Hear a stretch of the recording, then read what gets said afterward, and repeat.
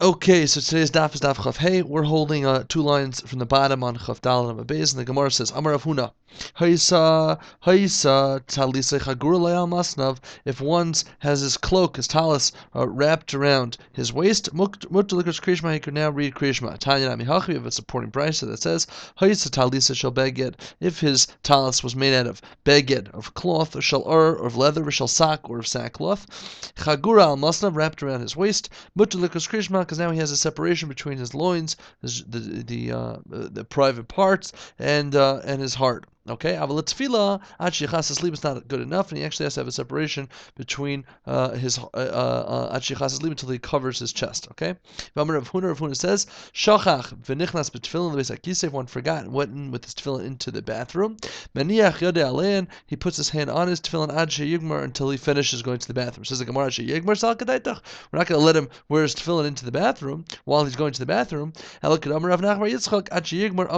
This is a reference to one who is going to is releasing his bowels, and it's actually dangerous to, once you've started, to not at least let go of the initial push. Okay, the Gemara says lifsikla alter, let him stop right away. The lake and get up. The Gemara says no b'shim Gamliel, like Rishim Gamliel says to Tanya Rishim Gamliel Omer Omed hachozer maybe sa'adon leidei hadarkon. One who holds back his excrement, it brings him to this kind of a disease, of stomach disease, a dropsy they call it. And silon hachozer, one who holds back the urine and doesn't urinate when he has to, maybe sa'adam l'dei yarakon, brings him to jaundice. Okay. The Gemara continues. Itmar, we learned. Tsoya al basari, one who has excrement on his flesh. Or he has his hand inside a beis hakisei. Okay. Again, obviously, we're talking about here when one has excrement on his flesh. Is talking about in a place where it's covered and it doesn't smell. Okay. So Rav Chizda Amar also likus krishma. Rav Chizda says he's not allowed to say krishma like that. And Amar Rava, my time at Rav Huna. I'm sorry. Rav Huna Amar mutta likus krishma. Rav Chizda Amar also likus krishma. Amar Rava says my time at Rav Huna. Why does Rav Huna say that you're in fact allowed to say Kriya Shema with your arm into a bathroom or tzoa on a part of your skin?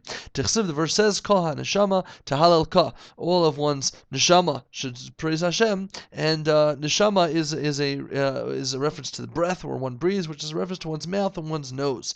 So those are the areas that can have tzoa around them. Okay, Rav Chizda Amar Aslak Rosh Krishma, my time in Rav Chizda.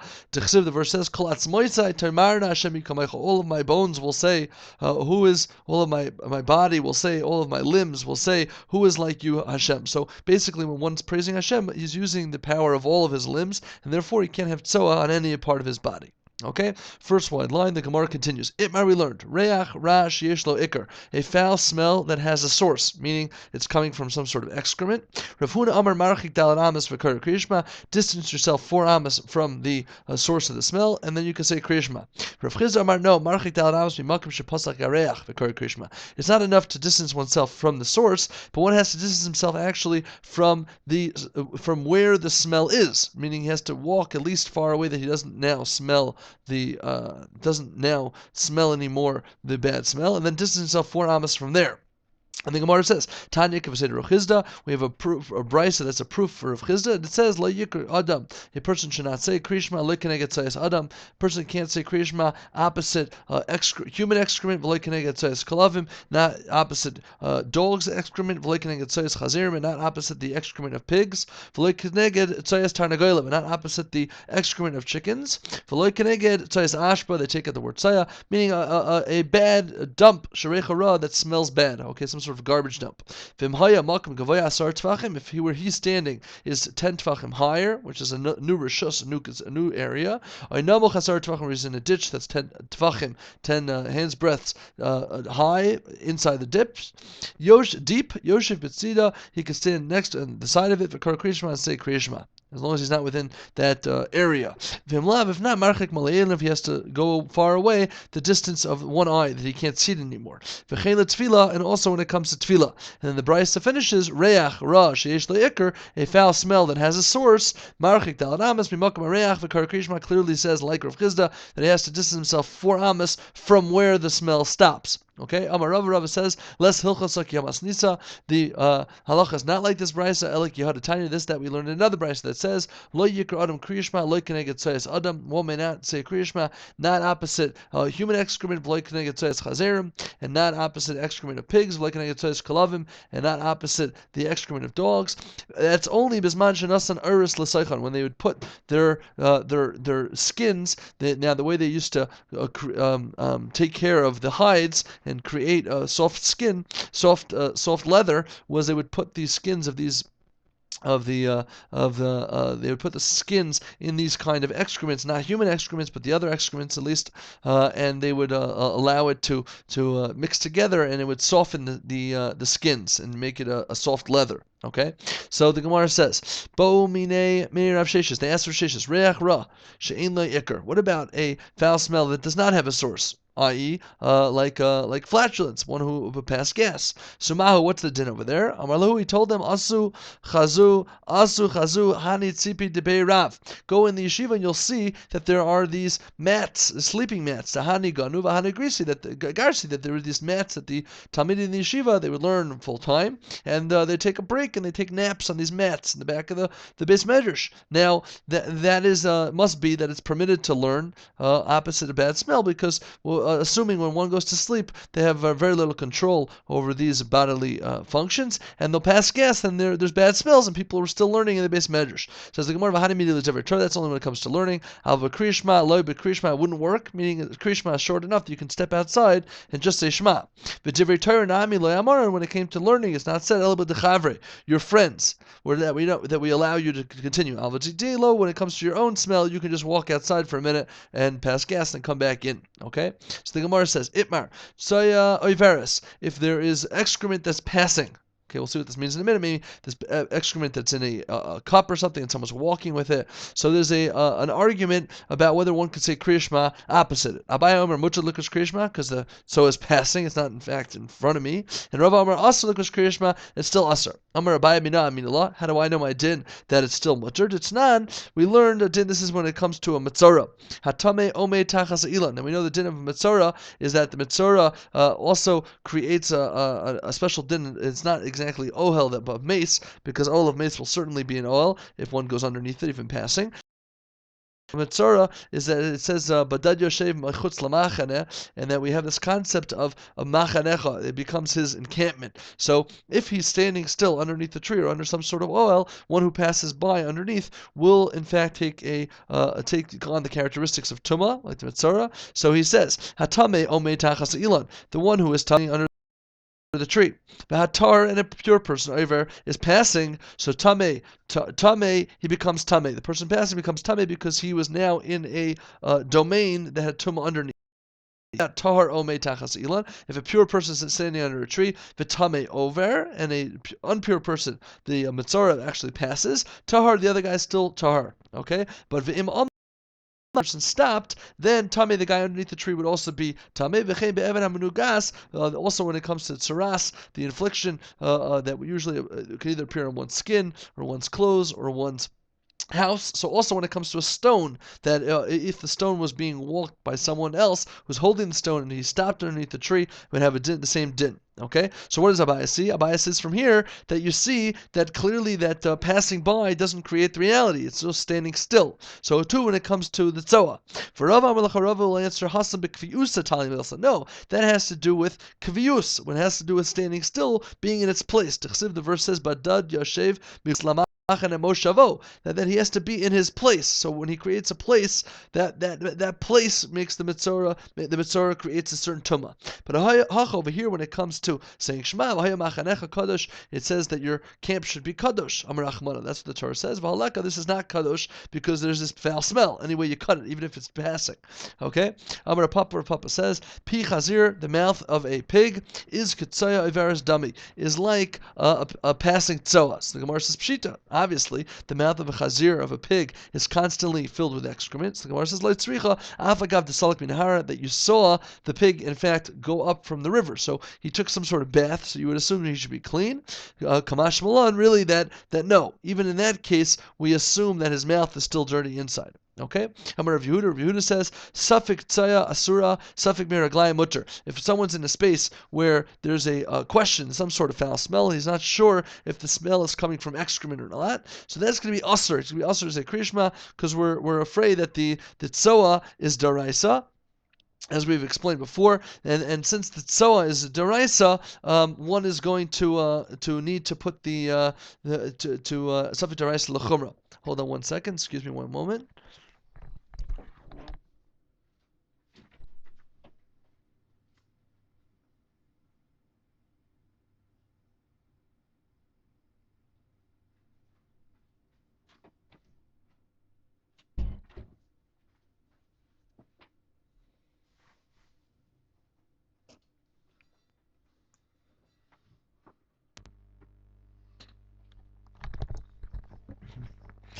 Excuse me, we had a computer that was about to die. Okay, so basically what he's saying is that suffix tsaya, if you're unsure if there's tsaya around, one cannot, because that's a dioraita, like we said, v'hei machanecha kadosh, okay? But suffix meraglayim, if someone smells a little bit of urine, he's not sure if there's urine around, mutar he's allowed to. Ikad amri, some say differently. Amar Yehuda, that Yehuda said like this: suffix tsaya bias, if there's a foul smell and one's unsure of where the smell's coming from, if he's in the house, if he's inside his house, muteres, he's permitted to say shema, because we assume that any excrement, any smell he's smelling is probably not excrement, because people throw out excrement. Okay, it's the whole question about babies' diapers. Okay, but ba'ashba, if he's outside in front of a garbage can, asura, he's forbidden, because we assume that it is in fact excrement that he's smelling. Safek meraglayim, when it comes to a suffix, he's unsure of whether he's smelling his urine. Afilu ba'ashba I'm mutar, even if he's around a garbage dump and there's no other smell only than the urine, he's allowed to. Okay, why? Because Savarlak Yehud Rav Hamnuna. Because he holds like Rav Hamnuna's shita, Rav Hamnuna's opinion. Rav Hamnuna says, like us Torah, the Torah did not forbid el keneged amud balvad. When it comes to urine, the Torah only forbid the actual stream of urine. That's what creates the isser of saying Shema, opposite it. Okay, Rav Yonasan, like Rav Yonasan said to Rav Yonasan Rami, he had a stira in Psukim, he had a contradiction in Psukim. Ksiv, one verse said v'yad tielach michutz lamachan and v'yad tzas shama, the chutz, that it says that you should go outside to the camp and you should release your bowels over there. But Ksiv in the next pasuk said v'yasei tielacha, that you should actually have a spade and you should dig a hole, because he says and you should cover your excrement. So do you have to or do you not have to? So the Gemara says, Haketzad, kam b'gedolim, kam b'katanim. When it comes to excrement of the bowels, one has to cover it, okay, because that's the dioraisa, and even in the fields, people sometimes are davening or learning there, and therefore forbidden, but when it comes to katanim, you don't have to cover it. Alma katanim le'asur Torah, the Torah did not forbid el keneged amul bavad, only if one's standing opposite an actual stream of urine.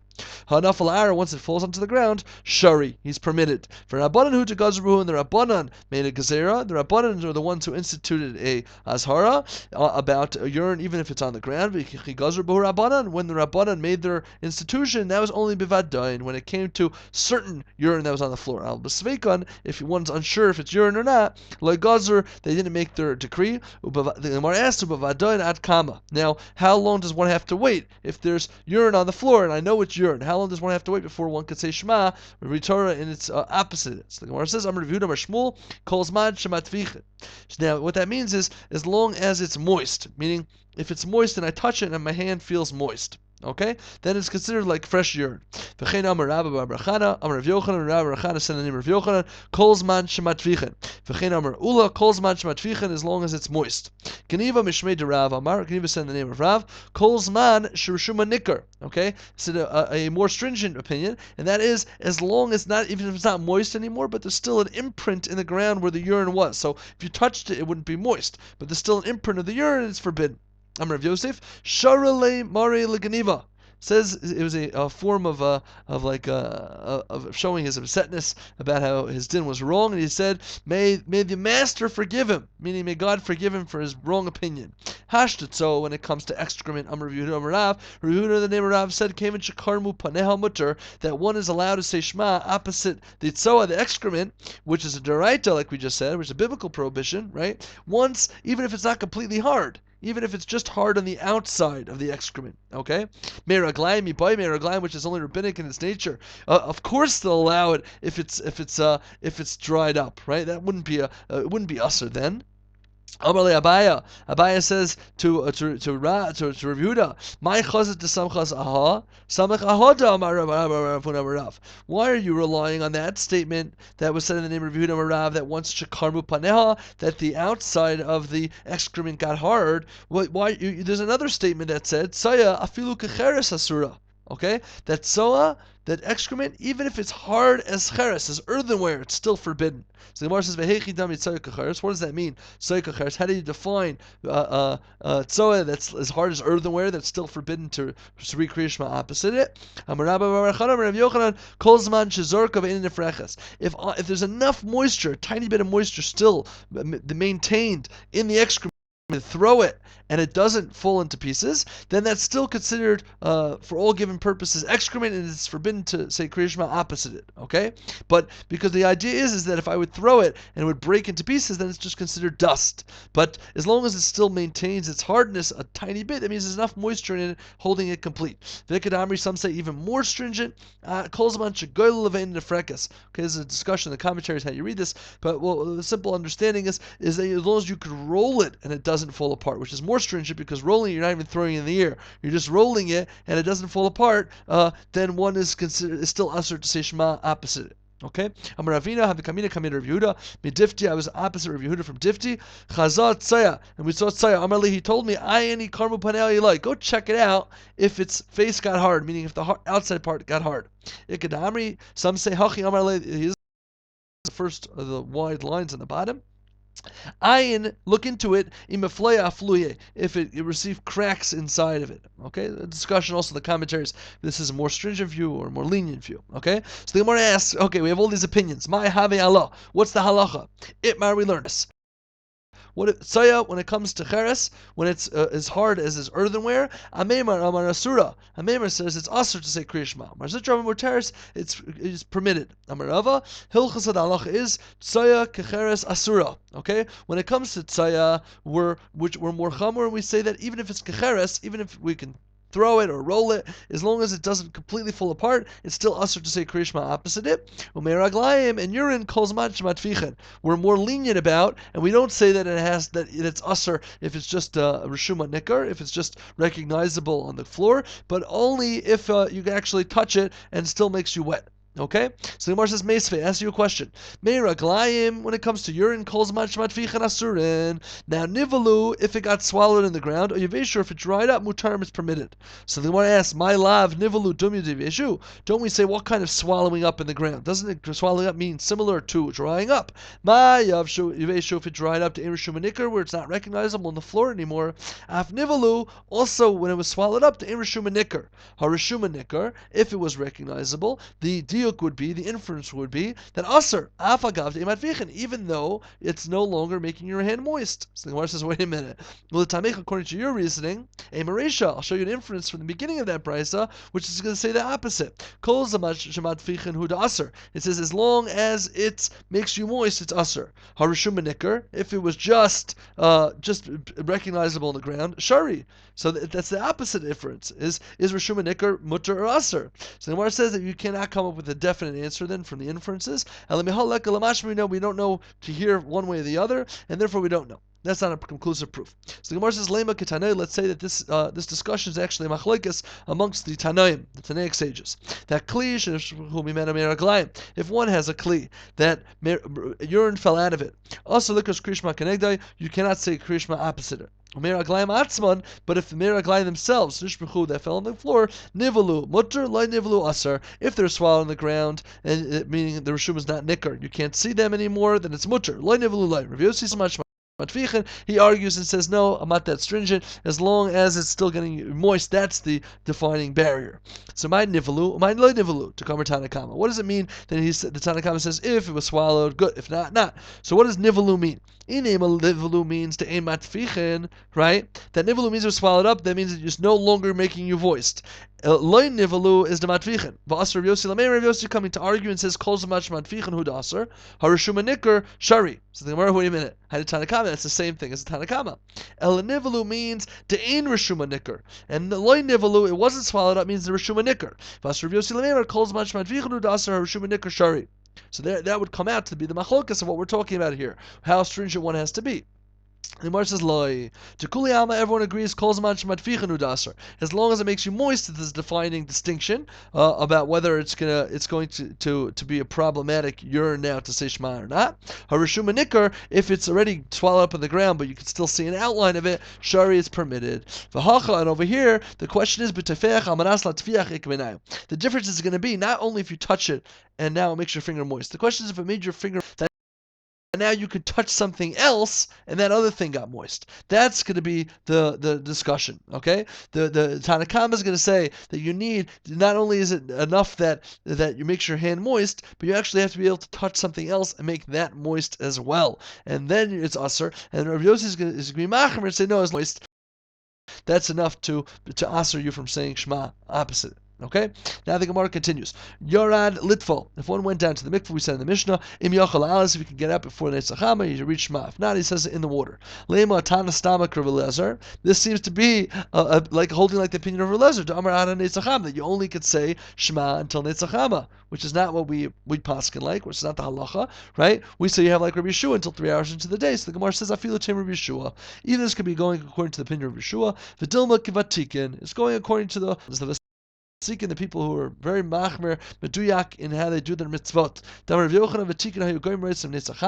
They were specific to make sure they finish Shema with an Netzachama in order that they can go to Shmona Esrei right when the day broke. Okay? The Gemara says, we said in the Mishnah, he can cover himself in the water. His heart, which is underneath the water, now his head's above the water, but his heart is still seeing his erva, which is we assume to be problematic, right? Seeing his nakedness. We're in the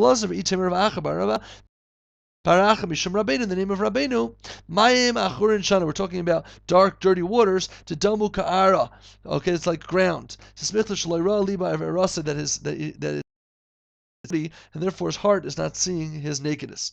Tanrabanan, Mayim Salulin, if one is sitting in clear waters, Yasribim Atzavari, he's up to his neck, Vikarni Karid Shma. Vish Omer, Oichrin Baragla, he should kick up the dirt underneath his feet and create a cloudiness. If it says the Gemara of Tanakama, according to Tanakama, who just says clear waters is fine, Vahari Libai Royas Erva, his nakedness.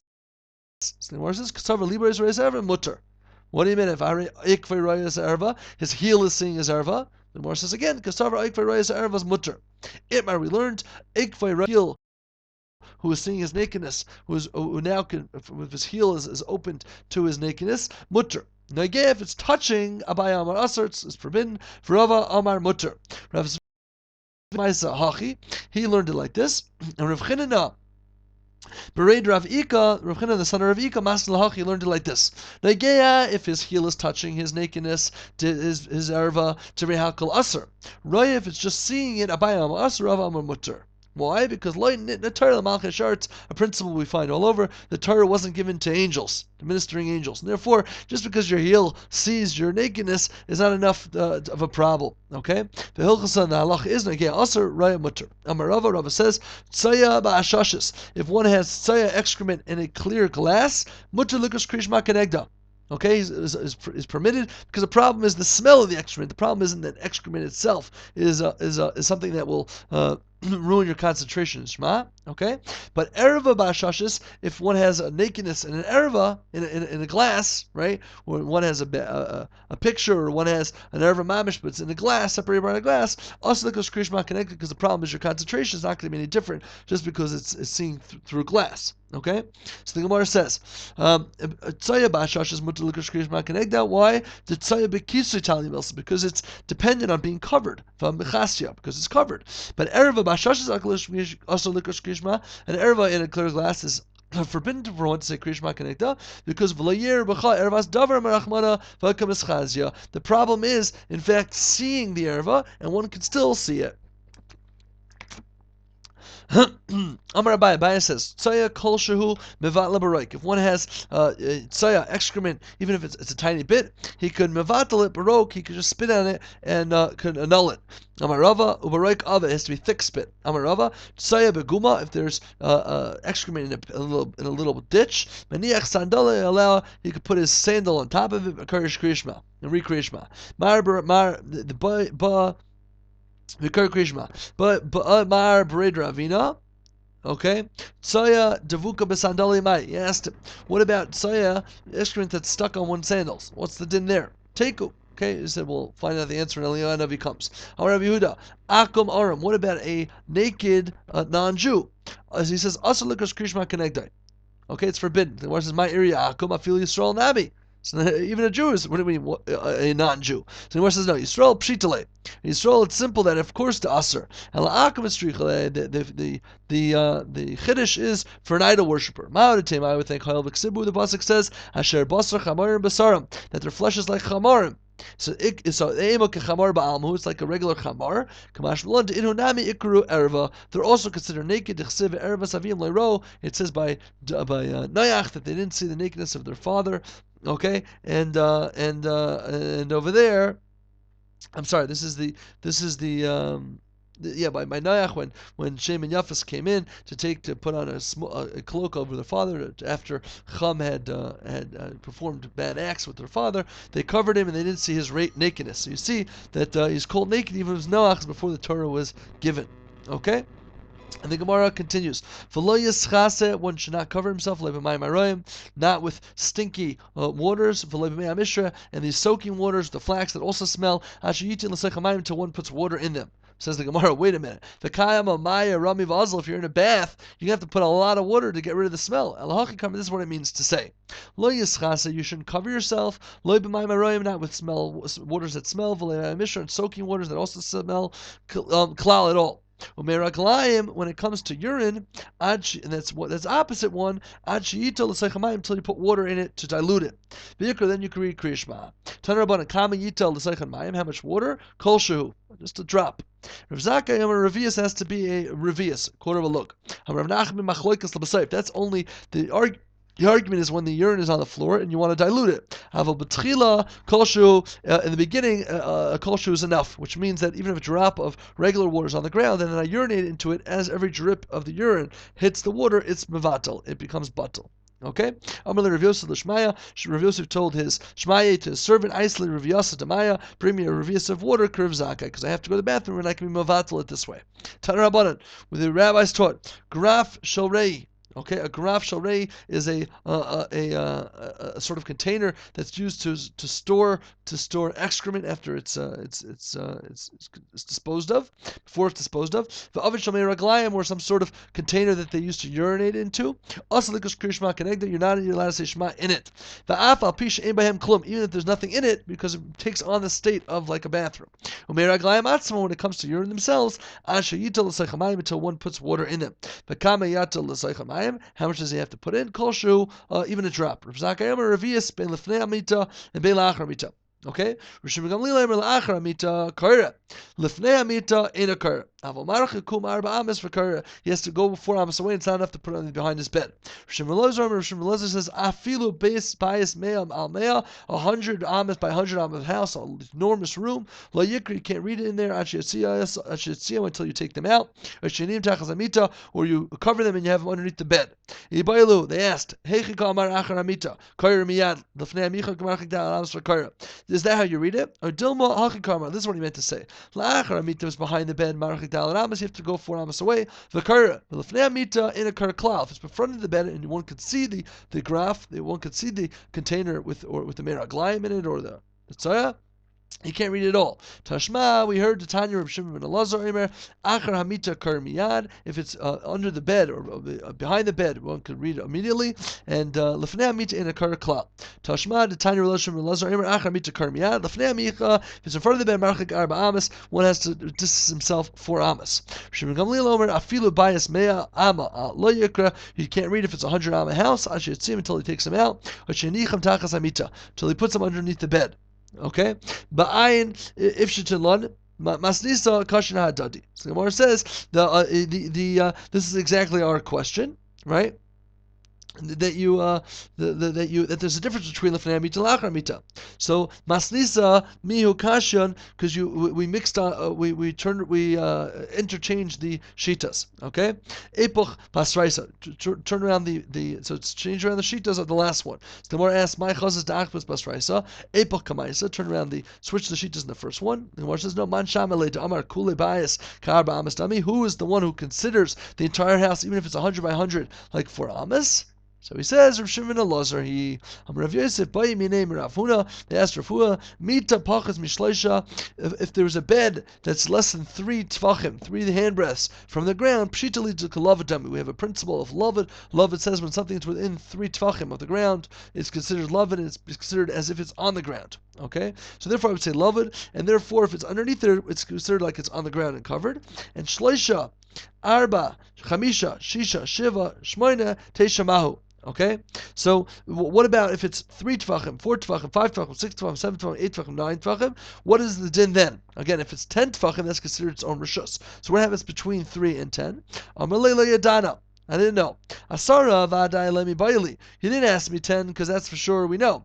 Why? Because kol asar rishus achiti. Because every 10 tvachim is its own rishus, so there wouldn't be a question. Amarava. Rava says hilchos and halacha is pachos mishloisha, less than 3 tvachim kalava dami. And Asara Rishus Achriti, it's his own Rishus. Mishloisha and Asara hided to buy minute Rav Yosef Rav Huna v'lei pashali. This is what Rav Yosef asked Rav Huna, and he didn't answer him. And Amarav halacha Krishim and Elazar v'chein Amar Baali. Okay, Amarav. So then the Gemara takes it from here, and has a discussion that we'll get into tomorrow about this concept of mechitza being 10 tefachim or not. Okay.